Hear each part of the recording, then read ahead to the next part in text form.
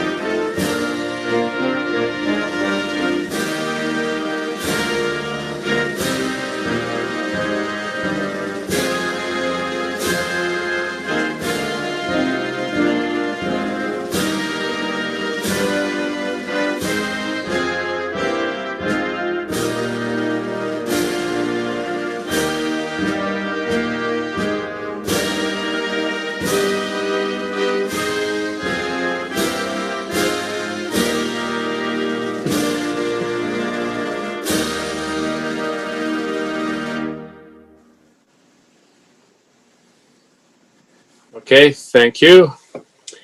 We would like to begin this meeting by acknowledging that the land on which we gather is the traditional territory of the Anishinaabe and Haudenosaunee peoples, acknowledging the one bowl and spoon tree. Okay, now I ask if there is any disclosures of interest, general nature thereof. I think there is one or two. Councillor McClellan. Yes, item 9 PWSR 11-2020. I'm employed by one of the bidders. And Councillor Van Vliet. Unmute, can't hear you. Excellent idea. Same report number. I have a family member who works for one of the bidders as well. Okay, thank you. Okay, and then move to the mayor's announcements. These proceedings are being broadcast live, recorded, and made available through the township website and youtube.com. Out of an abundance of caution, all of council and staff are participating electronically in our meeting this evening. Last week, I had the opportunity to meet virtually with Stephen Seuss of True Politics, discuss a number of issues in Wainfleet. The video is available on his Facebook page, True Politics, for anyone who wants to see it. Our regional council will meet Thursday, November the 19th, 6:30, regional headquarters. And our next regular meeting of council is scheduled for Tuesday, November 24th at 7 p.m. Okay, are there any announcements by any councillors?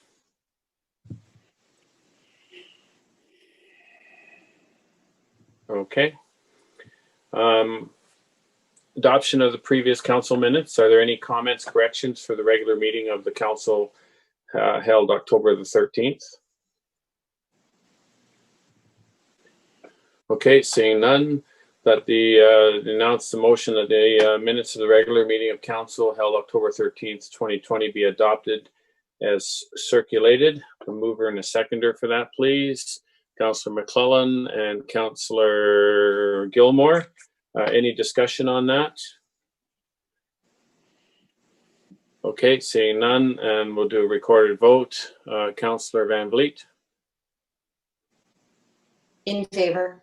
Councillor Cridland. In favor. Councillor Gilmore. In favor. Councillor McClellan. In favor. Okay, that's carried.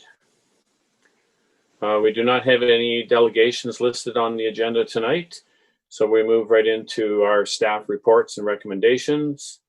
And we'll go to ASR 36-2020, which is a tax reduction. I'll look to Ms. Louie to give us a brief overview of that, please. Thank you, Mr. Mayor. So through you, Mr. Mayor, to all of council. So this is a Section 357 report, which is a routine report. This report is requesting tax relief for all of 2020 as a result of the Halloween storm. The municipal portion of the write-off is $241.85 for a total write-off of $541.83. Okay, thank you. The motion being that admin staff report ASR 36/2020 respecting cancellation, reduction, and refund of property tax be received, and that council approve the attached application pursuant to Section 357 of the Municipal Act 2001, number 2020-01, to write off taxes in the amount of $541.83. Have a mover and a seconder for that, please? I don't have my screen. It got changed on me there. Okay, Councillor Cridland moves it. It's seconded by Councillor McClellan. And discussion. Okay, seeing no discussion, I do a recorded vote. Councillor Van Vliet. In favor. Councillor Cridland. In favor. Councillor Gilmore. Favor. Councillor McClellan. In favor. And that is carried. We move on to ASR 37/2020, COVID-19 impact report, and we look to our CAO, Mr. Kalasa, to give us an overview of that report, please.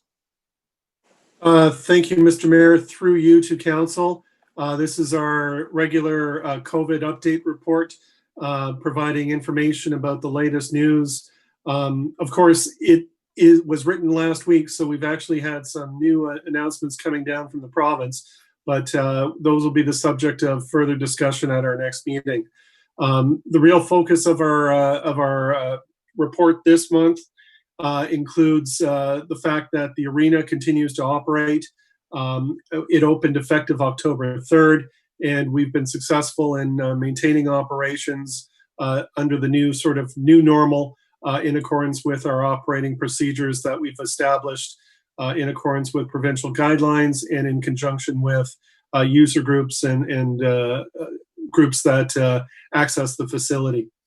Town Hall, due to an unforeseen exposures of COVID amongst some staff, we announced last week that we'd be scaling back activities at Town Hall. So out of an abundance of caution and in order to ensure the safety of the public, we've temporarily suspended in-person meetings at Town Hall, and instead we'll be continuing to encourage residents to access services remotely, either via telephone or electronic means such as email, electronic meetings such as the one we're participating in now, and so on. It's our hope that that outbreak will be resolved fairly quickly, and our plan right now, if all things go well, is that we'll be able to resume sort of normal functioning by our next council meeting in 3 weeks' time, if not sooner. From an operating perspective, the Township Public Library, likewise, out of an abundance of caution, has scaled back its sort of relaxation and has resumed curbside drop-off and pickup only at this time. Moving forward to outside elements of the operations of the township. Last meeting, we sort of spoke to you about a proposed Christmas market to occur as a follow-up to this year's very successful farmers market operation. And I'm happy to announce that on November 15th, 22nd, 29th, and December 6th, the Wainfleet Farmers Market will be holding a Christmas event on those dates from 11 a.m. to 4 p.m. each day. Visitors to the market will be asked to bring a non-perishable food donation or a toy, with the proceeds going to the Wainfleet Fire Department's annual Christmas gift basket program. Part of the operations of that Christmas market will include appropriate COVID-19 safety protocols, which will be in effect and very strictly enforced. And finally, we're about a week away from Remembrance Day. As noted in the report last month, we are continuing plans to hold a live event this year. Again, it's a very significant year, with this being the 75th anniversary of the end of World War II. That said, we are following the recommendations and precautions being proposed by the Royal Canadian Legion, as well as meeting the strict protocols in place by senior levels of government. So we have to limit, we are required to limit the number of people gathering. To that end, we are requesting people respectfully to stay home and participate virtually. We will be doing a live stream of the event. That said, we also will be trying to accommodate as many people as we can at the site. However, in order to do that, we're looking at pre-registering people in order that we are able to meet the provincial guidelines, which limit outside gatherings to not more than 100 people at this time. So we will be working on that, and people wishing to attend will be asked to register on our website prior to attending. And then finally, the last big element of the COVID report. Last month, I believe we referenced the Safe Start Restart program, which was funding that the federal and provincial governments had provided to municipalities. At the time, we noticed that the first phase of the Safe Restart program saw the Township of Wainfleet receiving $195,000, and advising that we are working on an application for the second round of funding. I'm going to perhaps, if the treasurer is able to sort of chime in here in a second, I'm going to say that we've been working very diligently on pulling together the numbers and the information for making that second phase funding application. And we've been doing that in conjunction with the other municipalities in Niagara region, making sure that we are doing things consistently and in a defendable fashion. To that end, although the grant program deadline is coming up, we did receive an extension to the end of this week. The final numbers are still being worked on at this stage, and what we are proposing, requesting that council do, is actually pass the motion authorizing staff to make the application at the end of the week once the numbers are finalized. And then what we would do is bring the final application back to you at the next available meetings for your information so that you can see the final results. Unless the treasurer has something to add to that, that sort of concludes my report for the time being. Madam Treasurer, is there anything you wish to add? Mr. Mayor, to all of council, no, I think Will pretty much covered everything. So as mentioned, we had another meeting with the local area treasurers this afternoon just to discuss strategy and to make sure that we are being consistent with certain components that are required for this report. So it is quite a lengthy application, so we are still working through that. And all of our neighbors have requested the extension to November 6th as well. So once that's we have all the data compiled, then we will forward that off. So you guys are aware of the application and everything that we put together to submit for additional funding. Okay, thank you. So we'll do this in two parts here. The first part will be simply to receive the report. Motion is the admin staff report ASR 37-2020 respecting COVID-19 impact report be received as information, and that council adopt a resolution supporting an application by the township for phase 2 of the Safe Restart program. A mover and a seconder for that, please. Councillor McClellan and Councillor Van Vliet, and discussion.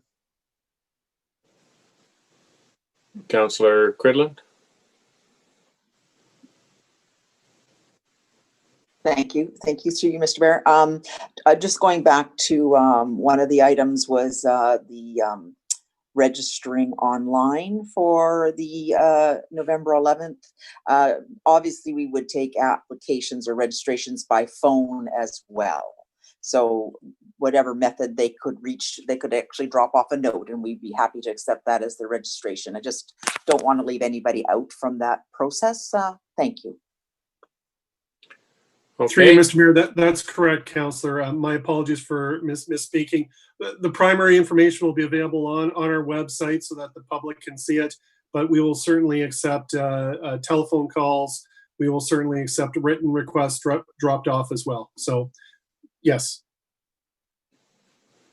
okay. Anything else, Councillor Cridland? Okay, Councillor Gilmore? Are we talking about the whole report? You mentioned you were Just- splitting. Yeah, I'm going to just receive the report, and there's actually another motion here for me to read out for receiving or accepting the deciding on the application for the extra phase of funding. Okay, but then we have a motion to deal with that, and then we can talk about the whole report. Or do you want me to Yeah, talk okay. about the whole report? Well, I'm going to, this is to receive this report. Let's just vote on that to receive the report first of all, and I'll deal with the second part afterwards. So any other questions on the report? Yeah, I do have a question on the report. Councillor Gilmore. I want to go back to Remembrance Day and the comment where it says that there's a requirement to wear protective masks when the event is outside. And I'd like either that removed, or I'd like the rationale about why that is in there. Okay, Mr. CAO. Through you, Mr. Mayor, it's our understanding that the requirement for face masks in outdoor settings where people are unable to maintain the 2-meter separation remains to be a provincial requirement for outdoor assemblies. So any sort of organized outdoor assembly, such as the one that we're doing, where the 2-meter distancing is not able to be maintained, which we believe to be the case, just due to the nature of the event that we're having, that face masks are required by the province for that. Okay, well, I looked that up. I couldn't find that anywhere. And besides that, we've got about an acre there and a public address system. So I think you just tell people they're required to social distance, and that's it. And if people are going to want to show up, they're outside, they're not, and they don't want to wear a mask, we're not going to make them wear a mask because it's not in the requirement. I looked, I can't find it. And the requirement is to social distance. So you tell them that, and we got tons of room there. There's no excuse for putting that in there when it's not a requirement.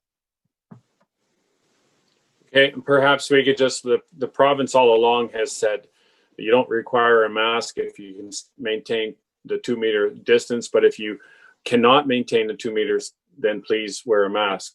So maybe that's the wording that we want, so that people, as long as they stay 2 meters apart, they don't have to wear a mask. But if they're going to end up crowding in close, then I think the obligation for us to follow the law and be proper on that would be best done that way.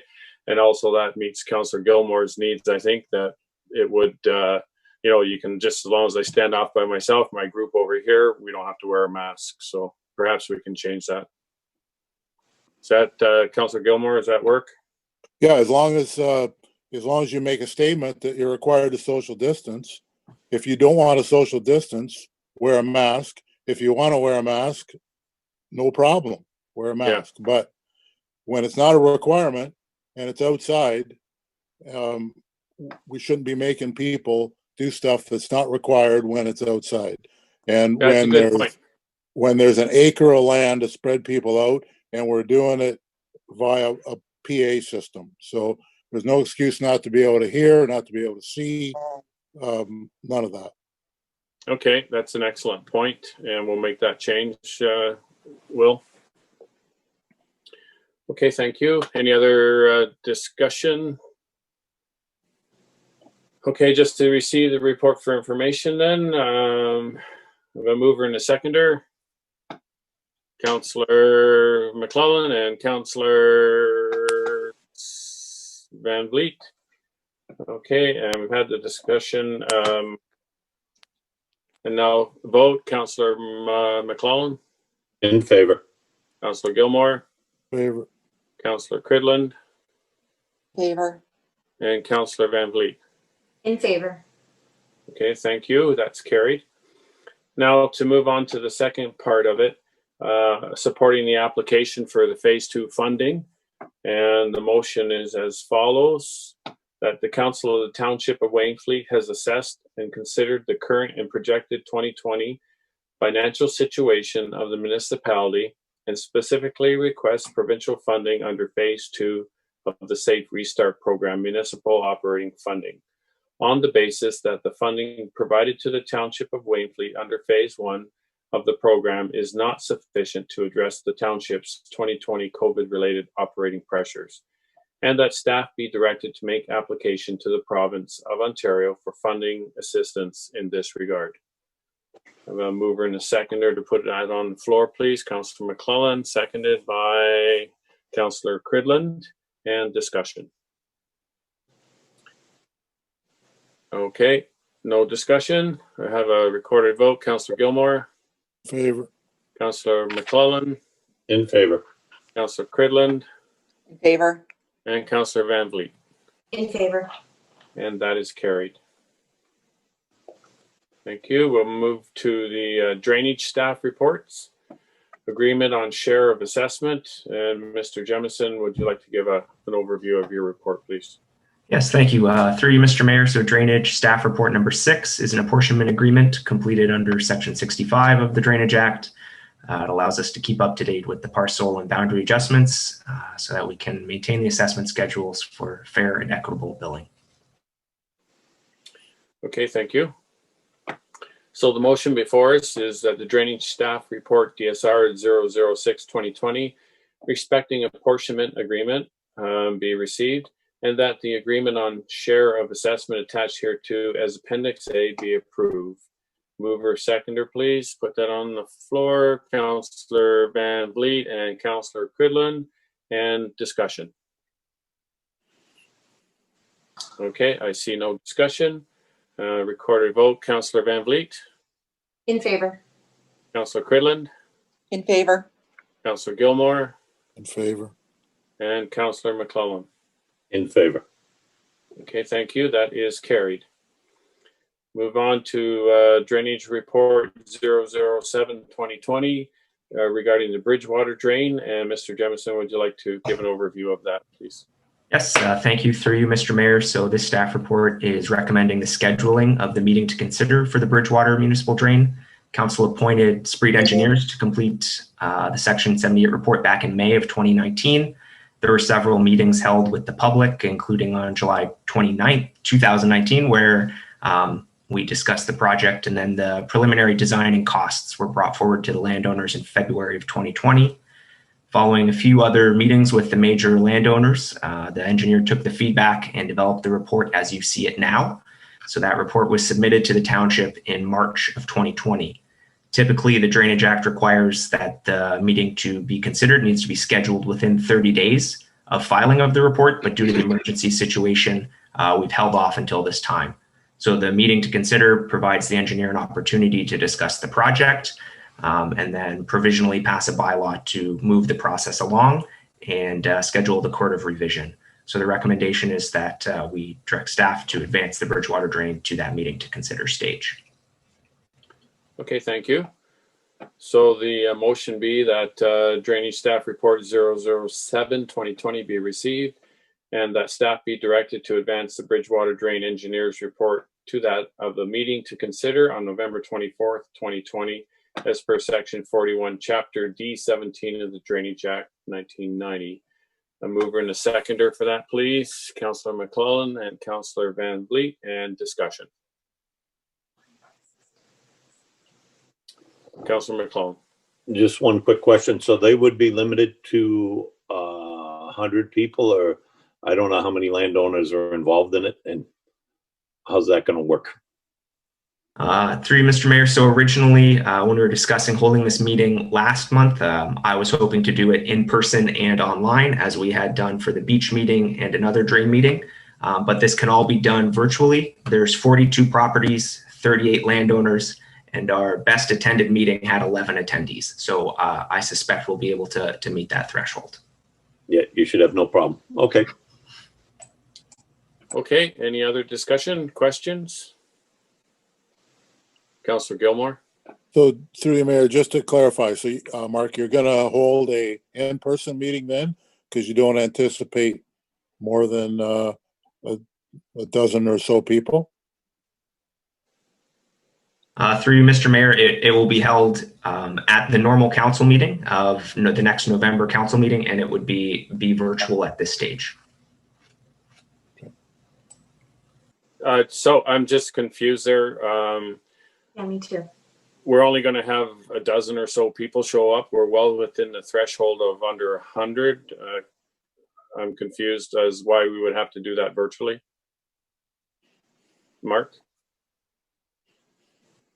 I was just under the impression that that would be the direction we wanted to go. I'm more than happy to facilitate it in person as well. Okay, Mr. Kalasa? Through you, Mr. Mayor, my recommendation at this stage would be that we proceed as indicated by the drainage superintendent with scheduling that meeting at the next regular council meeting. By then, we do anticipate being back in the council chambers, but I think we should also be able to accommodate any persons who want to participate via electronic means as well. So for lack of a better word, it will be a hybrid meeting just by nature of things as we stand right now. This all presupposes that we have moved beyond our COVID outbreak concerns and that we are back to normal, which we anticipate being unless there are other unforeseen circumstances that arise.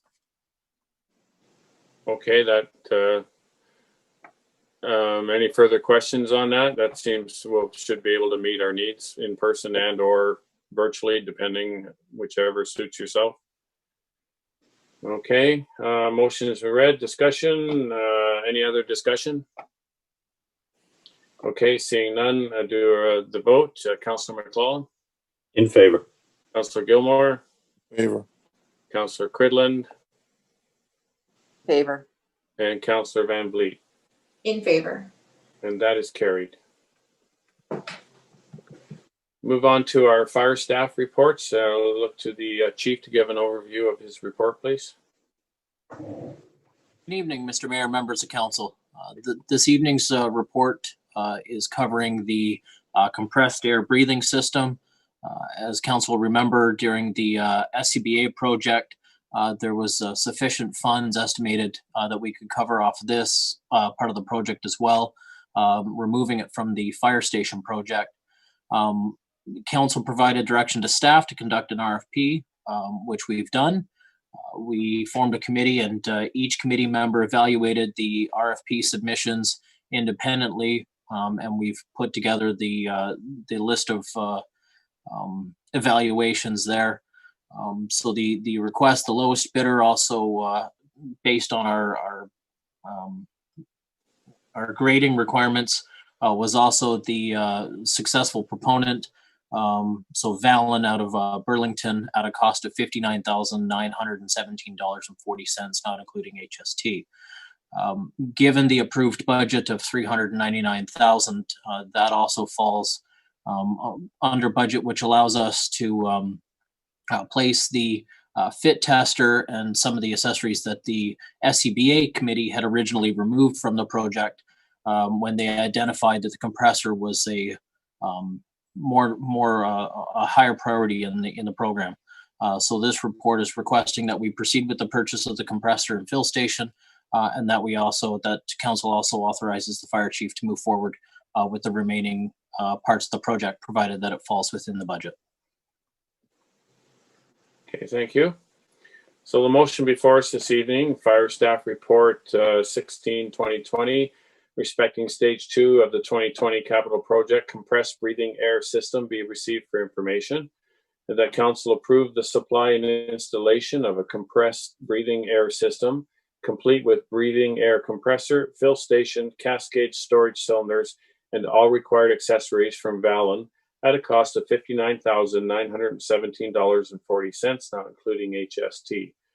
And that the fire chief be delegated the authority to proceed with the completion of the capital project, provided it falls within the remaining approved capital budget amount. Mover and the seconder, please.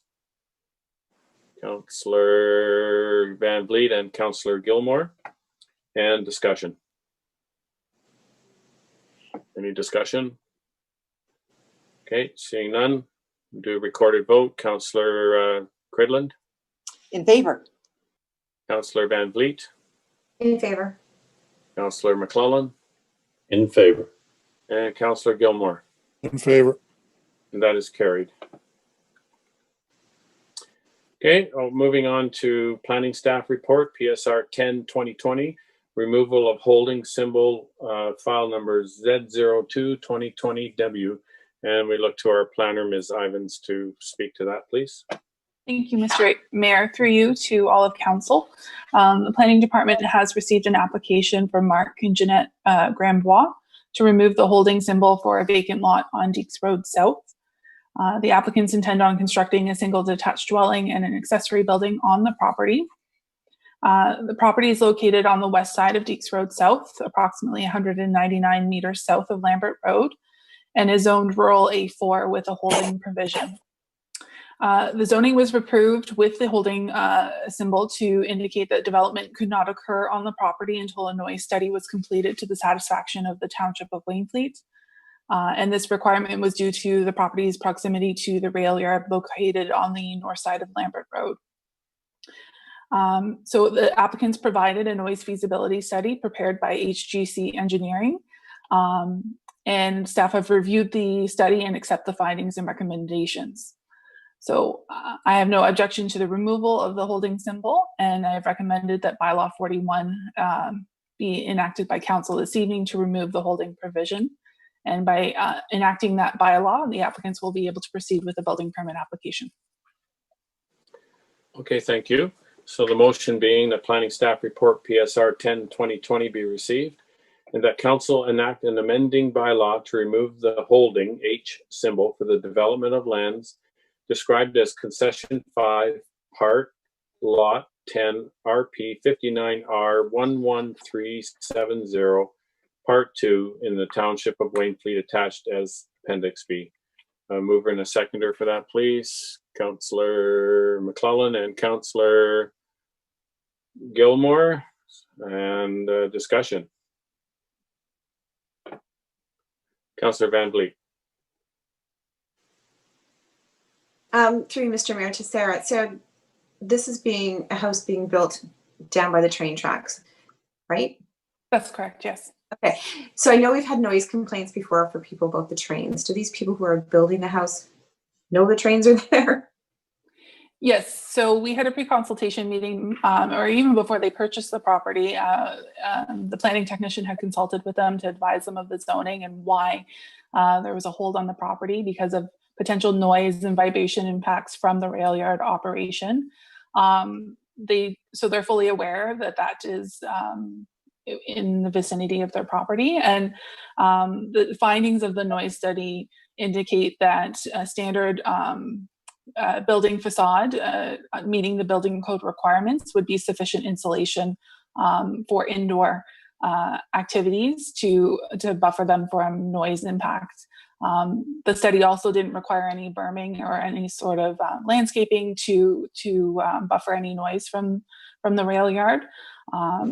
Study did recommend air conditioning, and but that standard building code requirements for the dwelling would be sufficient to protect them from noise impact. Thank you. Okay, any other discussion? Okay, seeing none, have a recorded vote. Councillor Gilmore, you're on mute. In favor. Councillor McClellan, In favor. Councillor Cridland, In favor? and Councillor Van Vliet. In favor. And that is carried. Moving on to Public Works Staff Report, PWSR 10-2020 Facilities Accessibility Audit. And I'll look to our Operations Manager, Mr. Nan, to speak to that. Good evening, Mayor. Thank you, and members of council. This report is to advise council of the accessibility audit that we had performed on our buildings in the main core. We did not do the fire halls. but our main buildings, including the library, public works, town hall, and the arena.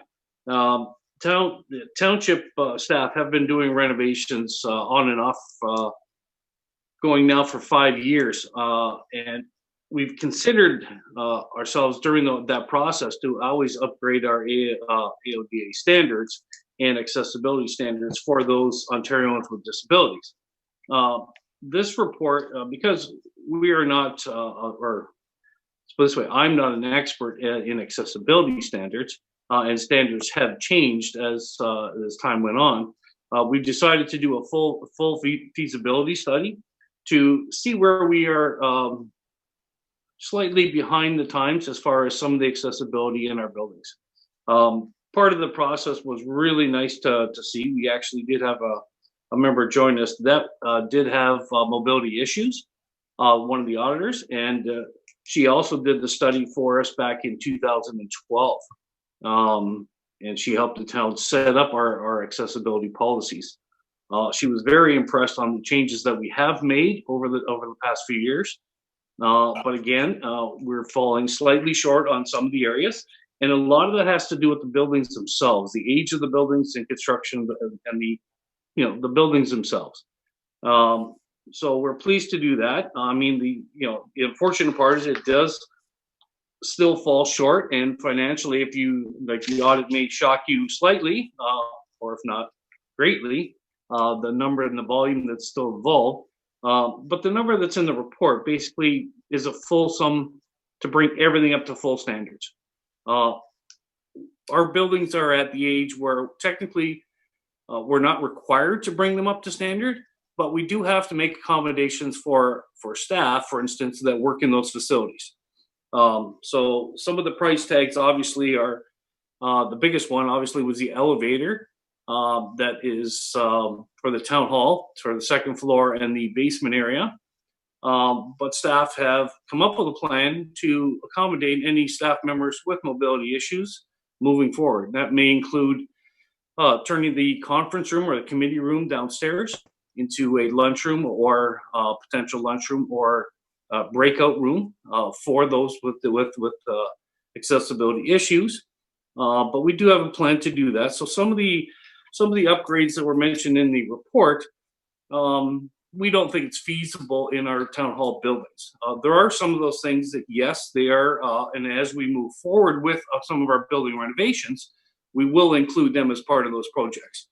A lot of the minor items that are identified, staff will be picking them up as part of their operating, and staff members, as they're going through the buildings, will be able to upgrade those as we go along. So, I mean, some of the biggest issues we're finding is the age of the buildings. When we put the fire alarm system in, for instance, we didn't put the visual alarm system in. So those that are visually impaired need hearing impaired need the visual alarms, and we don't have them as part of our alarm system. But that's one of the potential upgrades that we'll be looking at. But some of those price tags are $20,000 to do that in some of our older buildings. So the price tag does add up. And as most of you know, things like the community hall doesn't have an accessible washroom. The libraries technically are semi-accessible, but not completely accessible, in other words. So some of those price tags to actually make them fully accessible and meet standards are very high, upwards of $50,000. So the unfortunate part is we will move forward. We will upgrade as we go. We will be able to accommodate some of these things that are in the report. Actually, in the next couple of weeks, we'll be implementing some of those features as well. So at this time, this is an information report, and staff will be considering all these things moving forward on our capital projects, as well as some of our operating budgets moving forward. Okay, thank you. So the motion being that this report 10/2020 respecting results of an accessibility audit be received for information, and mover and a seconder on that, please. Councillor McClellan and Councillor Cridland, move and seconded, and discussion. Councillor Cridland. Thank you, through you, Mr. Mayor. Great report, Richard. So nice to have this information in front of us at this time of the year. So I'm just looking forward to what your plan is going to be for getting, all of this done over the next couple of years when we see it at the next budget cycle. So again, great work. Thank you. And kudos for getting so much of it already done. So I think with our infrastructure, I think that's a big accomplishment for the staff. So this tells me you've always got your eye on it, and we can, I'd love to see how we can tackle the majority of this over the next 2, 3, 4 years, whatever it takes, with a plan come budget time. So thank you again. Okay, thank you. Any other comments, Richard? No, that's it. Like I said, some of these projects are huge, and I'll be consulting, and I have started some consultation with our chief building official as well, because some of these items are like the elevator. I mean, that's a huge structural issue that we have, and we ran into that problem, and we've known about it for several years now, because the criteria for that elevator changed from the time it was first conceived in 2005, when the renovation upstairs was done. The unfortunate part, if the elevator was installed then, we would meet the standard.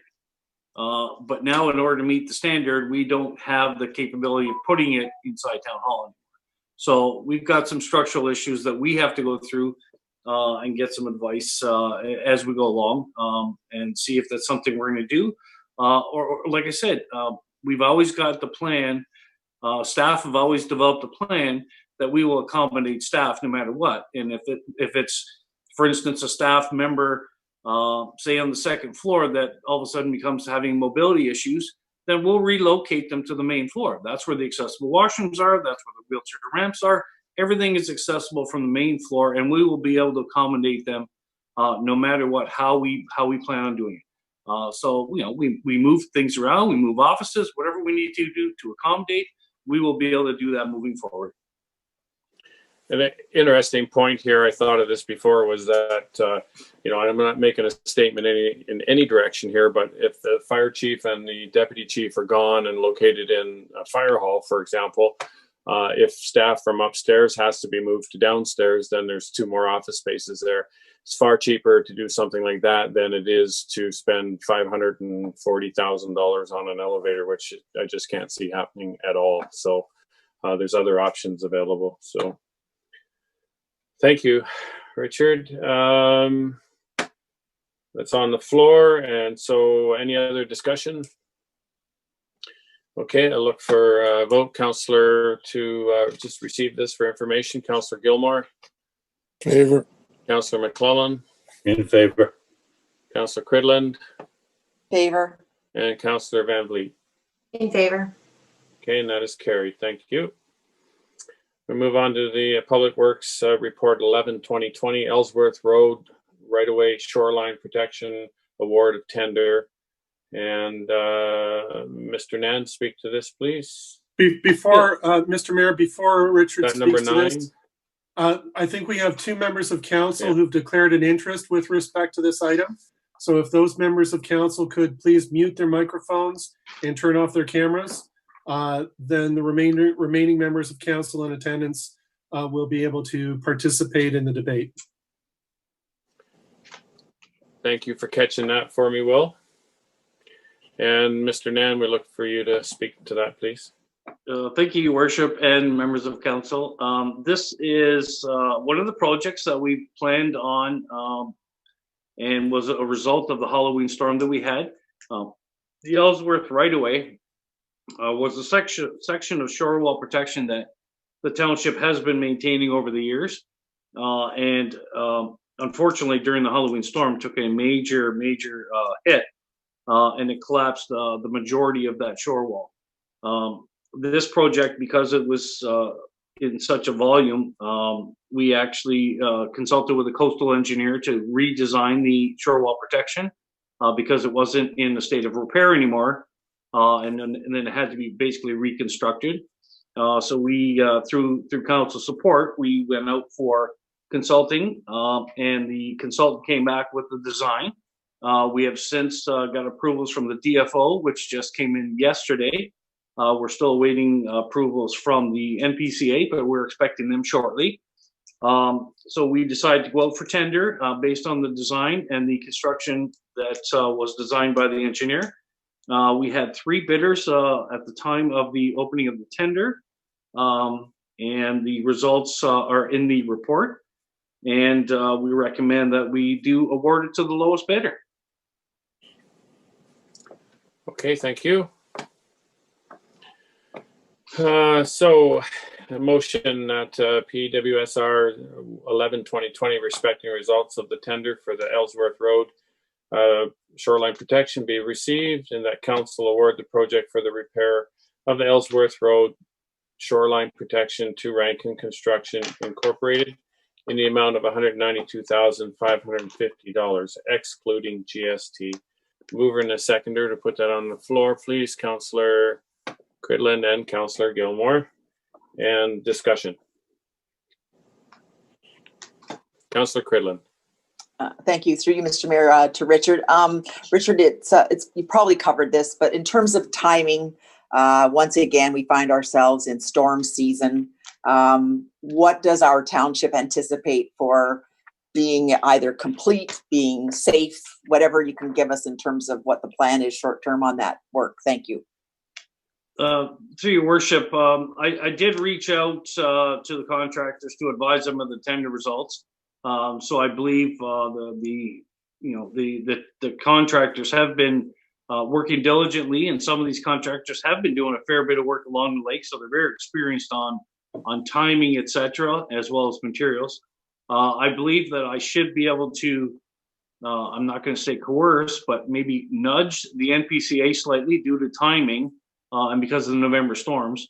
But we will definitely have to work with the contractor because of the timing as far as the working window is concerned, as well as the storm surges. So we'll have to do some serious sit-down planning to make sure that we don't lose any more. But we also don't want to delay it till spring either. So we plan on awarding it right away, and we will have a pre-construction meeting with them to discuss that and some of the mitigation measures that we will have to put in place as they reconstruct it. Okay, anything further, Councillor Cridland? Okay, any other discussion? Okay, vote on that. Councillor Gilmore? In favor. Councillor Cridland? In favor. And I'm in favor. That's carried. Thank you. And Mr. Mayor, through you, we can ask the 2 councillors to return their video back to on and unmute their microphones. That perfect. Thank you. Welcome back. Okay, review of correspondence. There's no items listed on the agenda. Are there any items of correspondence that the council would like to have pulled and discussed? Okay, seeing none. Move on to the bylaws. And that a motion that the following bylaws be read and passed this 3rd day of November 2020. Bylaw number 41, 2020, being a bylaw to amend the corporation of the Township of Wainfleet zoning bylaw 34, 2014, pursuant to section 36 of the Planning Act, 1990. And bylaw number 42, 2020, being a bylaw to amend bylaw number 58, 2019, being a bylaw to govern the proceedings of the Township of Wainfleet Council, the conduct of its members, and the calling of meetings. And mover seconder on that, please. Smoke bylaws, Councillor Gilmore and Councillor Van Vliet. Any discussion? Seeing none, Councillor Gilmore. In favor. Councillor Cridland. In favor. Councillor Van Vliet. In favor. Councillor McClellan. In favor. And those bylaws are adopted. Okay, notices of motion were provided at previous meetings, but due to scheduling, they have not yet been dealt with. They are included this evening for the individual councillors to provide direction on how they are to be handled. First one, Councillor Van Vliet, notice a motion to reconsider resolution number C 2020-161 to reduce the fire hall design by 2,500 feet as provided at the council meeting of September 22nd, 2020. Councillor Van Vliet, how would you like to work with this motion this evening? Well, through you, Mr. Mayor, I'm not exactly sure, since we already got a whole lot of information from the fire meeting that we were supposed to have, it didn't have. So I'm not really sure, but I still would not like to see it downsized at all. My rationale is because we're only going to be saving like $100,000 by taking 2,500 square feet off. And that 2,500 square feet is office space and training room and the EOC room and a lot of things that we actually need, that we all voted on that we needed back in January. So I would still like to reconsider not chopping that 2,500 square feet off. Okay. I look to our CAO for guidance on that. Will? Mr. Mayor, through you to council. Again, we had originally scheduled a meeting to deal specifically with the fire hall matter last week. As noted during our COVID report, we did have a circumstance arise which caused us to cancel in-person meetings for the time being. We anticipate lifting that in-person moratorium prior to the end of this month. And it would be staff's recommendation that that fire hall meeting that was canceled be rescheduled, if not by the end of November, in early December. As such, the purpose of that meeting was to provide a forum, if you will, for members of council to review the entirety of the project, to review the different options and opportunities that they have with the project moving forward. And perhaps this motion could yet be something that can be considered as part of that fire hall forum, that meeting. So if it's any advice that I could give, it would be that perhaps that this motion be held in abeyance until such time as that fire hall meeting is held in its intended venue, which is an in-person meeting with eligible people to hybrid or call in electronically if they're unable to participate in person. But otherwise, that could be done within the next, hopefully, 4 weeks. Okay, so Councillor Van Vliet, are your thoughts on that, please? Well, I'm in agreement with that because we have so much information and I was all set for a meeting and then, COVID. So if everybody's in agreement with that, I'm fine with that. It's just, there's everything we're going to discuss in the next, even in Councillor McCullen's motions, have to do with the fire hall. So I just feel like we're just completely out of order doing all of this. It should be all done at one meeting, but that's just my point. Okay, thank you. So then you're saying that you would like your motion to be moved forward to that date for the fire hall meeting when that date is chosen? Yes, sooner than later. Okay, so that is direction. And anything more on that, Councillor Van Vliet? That's it? No, I'm good, thanks. Okay, Councillor McClellan, Niagara Facility Accessibility Design Standards. Would you like to address that motion at this time? Yes, I would. I want to move it forward.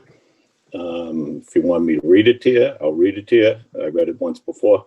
I don't think anything's changed. That the Township of Wainfleet opt out of the FADS program as we have no reason to build to a higher standard than the Ontario Building Code. FADS adds approximately 30% to the cost. So that's the motion. Okay, and you're speaking in regards to the fire hall, just for clarity purposes? Yep. Okay, and that's the motion. Have I guess a mover and a seconder to put that on the floor for discussion. Meredith, is there a protocol here? No, sorry. Just for clarification, last meeting it was all buildings, and is it just the fire hall, or is it all buildings within the township? Councillor McClellan? We'll go with the fire hall for now. Okay. So that was, you heard the motion from Councillor McClellan. He wishes to deal with it this evening as opposed to pushing it to the fire hall meeting. So we're in a position now of questions, discussion. I guess first we need to put it on the floor. So I have a mover and a seconder to put it on the floor for discussion, please. Councillor. Well, Councillor McClellan would Anybody? have moved it because he's the mover. I'll second it. Right. Councillor Gilmore seconds it. Thank you, Councillor Gilmore. And discussion, please.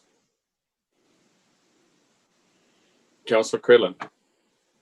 Thank you, through you, Mr. Mayor. If we still wanted to use any of the benefits of FADS, this doesn't prevent us from using it. This says we don't have to use it. Am I clear on that, Councillor McClellan? Yes, that's fine. Thank you. Okay, any other discussion, questions? Councillor Van Vliet. Councillor McClellan, just wondering for FADS, what portions does that take? Does it take any accessibility? No. So I spoke to an architect. They told me that FADS was put in for larger cities, larger municipalities. The direction to me was that even the city of St. Catharines should not be involved in this. It costs too much money for smaller municipalities to do this. This was designed for the Hamiltons, the Oakvilles, the Mississaugas, the Torontos, the Ottawas, the Londons, the Windsors of Ontario, not us. And that came right out of the architect's mouth. That's why I'm making this motion. I wouldn't do it if I didn't get good advice. Okay, Councillor Van Vliet, carry on, please.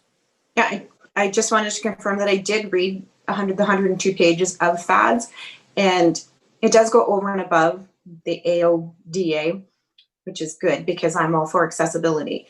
I just want to be crystal clear that we are not going to stop anybody from being able to enter any of our buildings in any way, shape, or form. Because anyway. That's not what we're trying to do. Okay. So that, if I can summarize this, the whole purpose of this is strictly for the fire hall, no other buildings, simply for the proposed fire hall to reduce its size to, according to Councillor McClellan, remove approximately 30% of the construction cost of that building. Is that correct, Councillor McClellan? 30% of the size. I didn't say construction cost. Oh, so, okay, size, right. Okay, so any other discussion or questions on this motion? Okay, we'll vote on it. In favor of removing FADS from the proposed fire hall. Who's in favor? Councillor McClellan? No, go ahead. Oh, we have to do recorded. Councillor Gilmore? In favor. Councillor Cridland? Favor. Councillor Van Vliet? In favor. Councillor McClellan? In favor. And for that purpose, I am also in favor. And so that motion is carried. Okay, the other notice of motion brought forward by Councillor McClellan is regarding the project manager for the fire hall. And Councillor McClellan, would you like to address this motion this evening? Yes. Okay, so would you like to read it, please? Okay, so the council hire a project manager to oversee the completion of the design and the construction of the new fire hall, with the CAO to be the only staff member to remain active on the project. Staff have their hands full with COVID-19. We now see that round 2 is well on its way. We need them to protect our townspeople and staff with all of their expertise. They're going to be busy. We're 2 years into this, and we haven't moved that far on this. We got to get this done. Okay, so that is the motion moved by Councillor McClellan. Have a seconder for that, please. Councillor Gilmore will be the seconder. And discussion.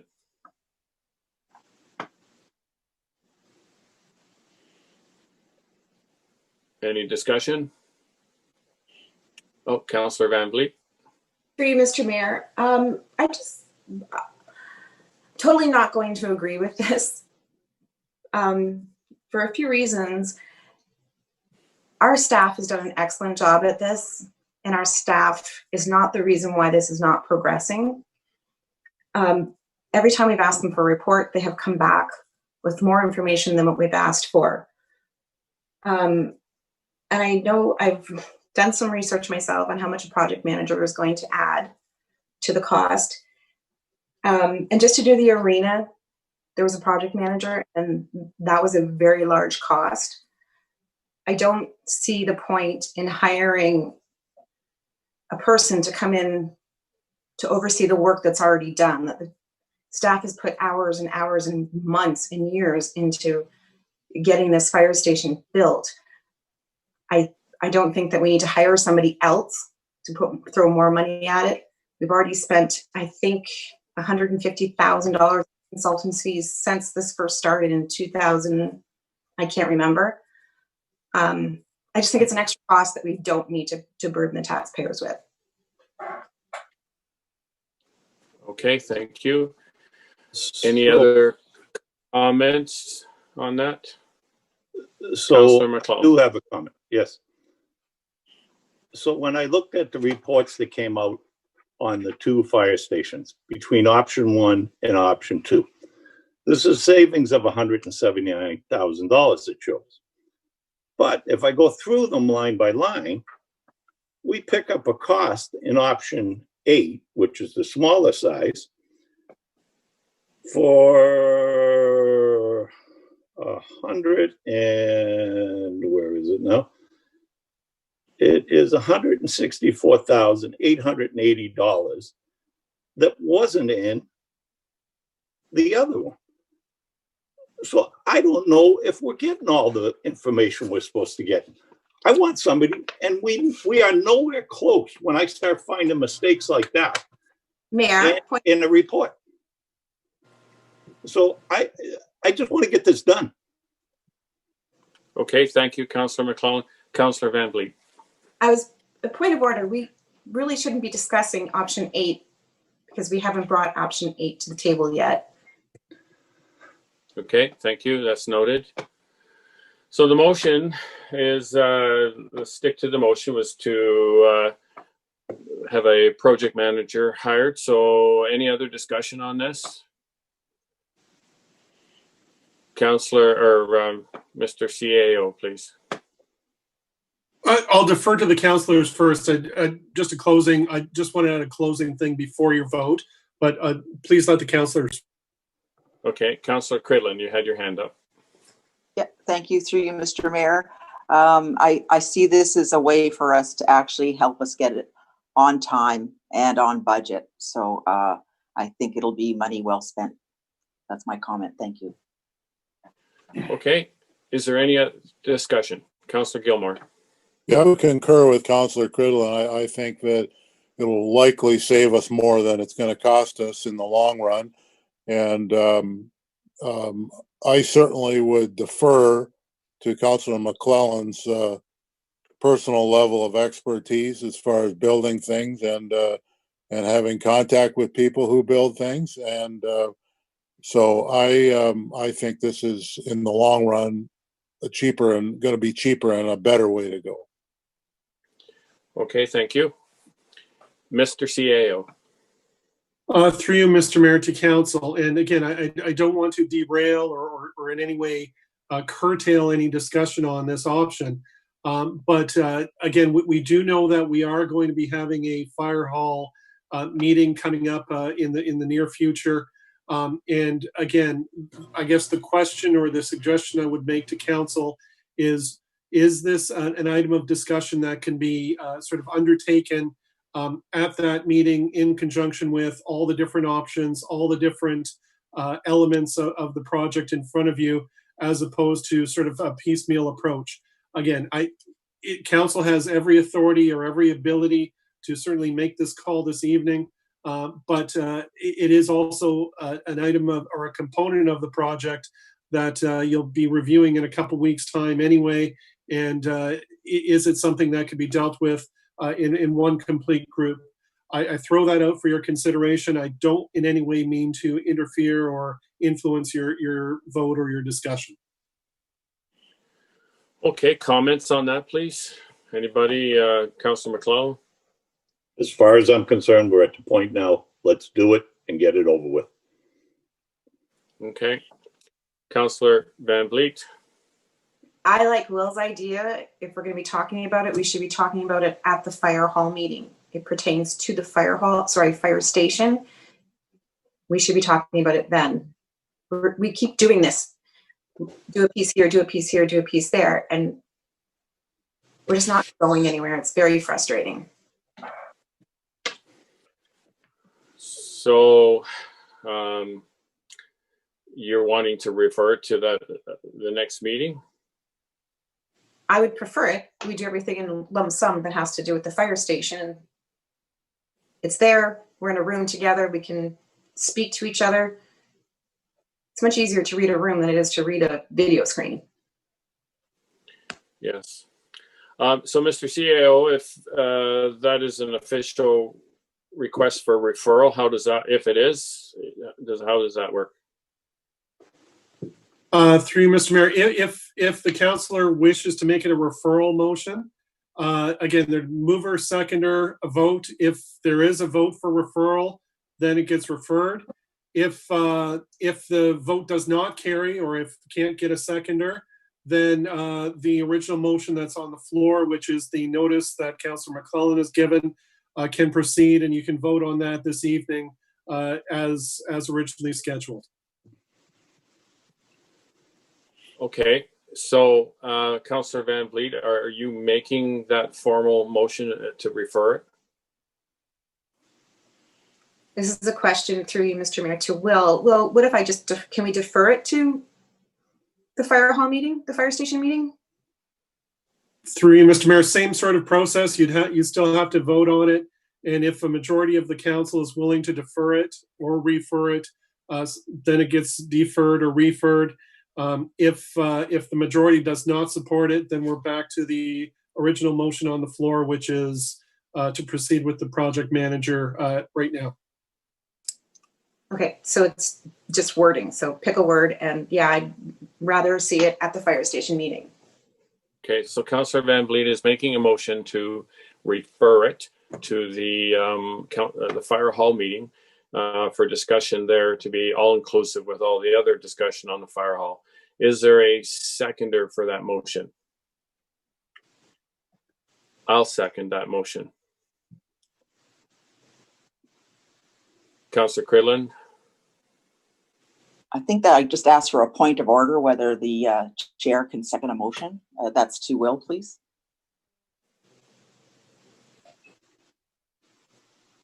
Through you, and I'll defer to the clerk as well.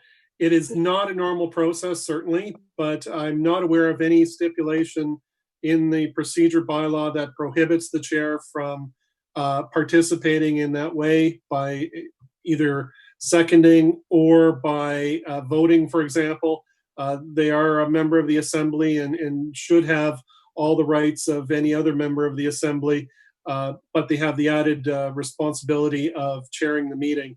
So again, I'll defer to the clerk if there's anything specific, but that is my understanding. Through you, Mr. Mayor, just give me 1 second and I'll look.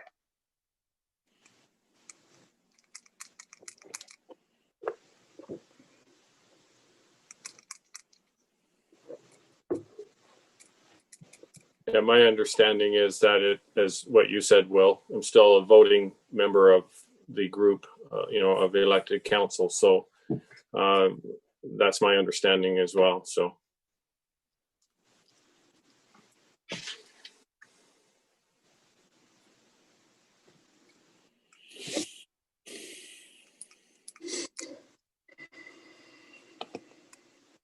Through through you, Mr. Mayor, there's nothing prohibiting you from voting or in seconding or voting yet.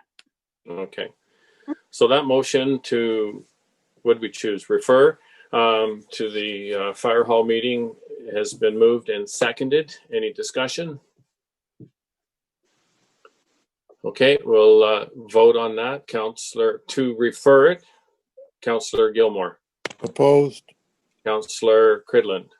Opposed. Councillor Van Vliet. In favor. And Councillor Gilmore. I voted Sorry, already. Mullen. Opposed. Okay, and so that is defeated. So now we come back to our original motion for the project manager for the fire hall. We've had our discussion on that, and so now it's time to vote on that. Any other discussion before we vote? Okay, and so this is to vote for the fire hall manager for the project. Councillor McClellan. In favor. Councillor Van Vliet. Opposed. Councillor Cridland. In favor. And Councillor Gilmore. In favor. And that is carried. Okay, that's it for the notices of motion. And we now move into the closed meeting portion of our meeting this evening. And that council now move into closed session to discuss A, item under section 239(2)(b)(e)(f) of the Municipal Act 2001, personal matters about an identifiable individual, including municipal or local board employees, litigation or potential litigation, including matters before administrative tribunals affecting the municipality or local board, advice that is subject to solicitor-client privilege, including communications necessary for that purpose. One item, by law enforcement matter. Number B, item under section 239(2)(b)(k) of the Municipal Act 2001, personal matters about identifiable individual, a position, plan, procedure, criteria, or instruction to be applied to any negotiations carried on or to be carried on by or on behalf of the municipality or local board. One item, an encroachment agreement matter. Number C, item under section 239(2)(c) of the Municipal Act 2001, a proposed or pending acquisition or disposition of land by the municipality or local board. One item, a potential disposition of land matter. And D, item under section 239(2)(k) of the Municipal Act 2001, a position, plan, procedure, criteria, or instruction to be applied to any negotiations carried on or to be carried on by or on behalf of the municipality or local board. Two items, the development agreement negotiation matter and a collective agreement negotiation matter. And the final thing is the minutes of the closed meeting of council held October 13th, 2020. A mover and a seconder to move into closed, please. Councillor McClellan and Councillor Cridland. Any discussion? Okay, recorded vote to move into closed. Councillor Gilmore. Favor. Councillor Cridland. In favor. Councillor Van Vliet. In favor. And Councillor McClellan. In favor. Okay, we will now, that's carried. We'll now move into closed session. Open session meeting, so the individual members of council will need to leave this Zoom meeting and then